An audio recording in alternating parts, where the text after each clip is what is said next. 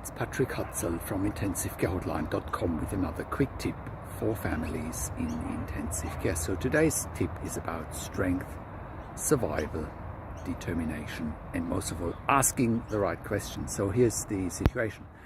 About 12 months ago, last year in 2022, we had a local client actually here in Melbourne, who was in ICU after cardiac arrest and a traumatic brain injury, and he was in ICU only for a few days, and the family was told that, he won't survive and that it's quote unquote in his best interest to survive, and that any future treatment would be medically futile, and medically futile means of no perceived benefit, right? The client was only 57 or 58 years of age, a very young man. And lo and behold, the family reached out to us at intensivecarehotline.com, and well, we advised them that A, they have rights, and B, they should object, and C, they should ask that if he's not waking up, because that was part of the issue, he wasn't waking up, he had high intracranial pressures or ICPs, that they should ask for a tracheostomy, and that would buy this gentleman time to wake up and recover. Now, the ICU never told the family what a tracheostomy is and that it would buy the gentleman time, and lo and behold, we helped the family to advocate for a tracheostomy and for prolonging treatment to give this gentleman the best chance for survival.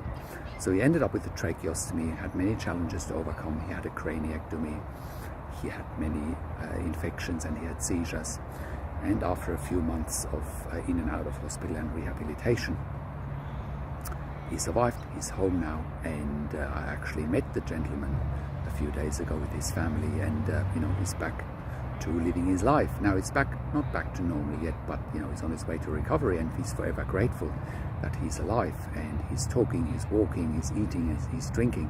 So put that in contrast to that the ICU team told the family that he won't survive, and if he does survive, that he won't have any quality of life.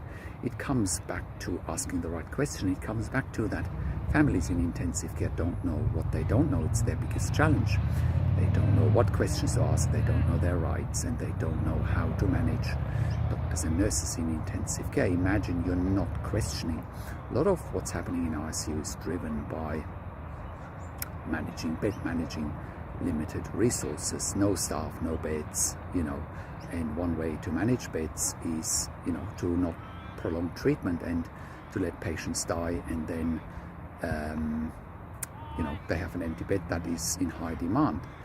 And in this situation, like with many other situations with our clients, we help to get better and best outcomes for our clients and their families. And it really comes down to knowing what to ask, knowing what to look for, knowing about patient and family's rights, and knowing the medical lingo, and knowing what's happening in ICU step by step. And this is what we can guide families with. And this is the best scenario, that you should never wake up. It's the best example. You should never give up, I should say. You should never give up. And you should wake up sooner than later when you have a loved one in the ICU. And you need to know that there's help out there. You can't just take everything that's being thrown at you for face value, and you need to ask the right questions. It goes to show that when ICUs talk about medical futility, it means perceived medical futility, because in this situation it was the ICU's perception, but the reality has actually shown that there was a very good outcome for this man. And I hope that will give you and your family courage as well to not give up. Reach out to the right people, reach out to professional consultants and advocates here at intensivecarehotline.com, where we can help you in real time getting good and better outcomes and help you save your loved one's life.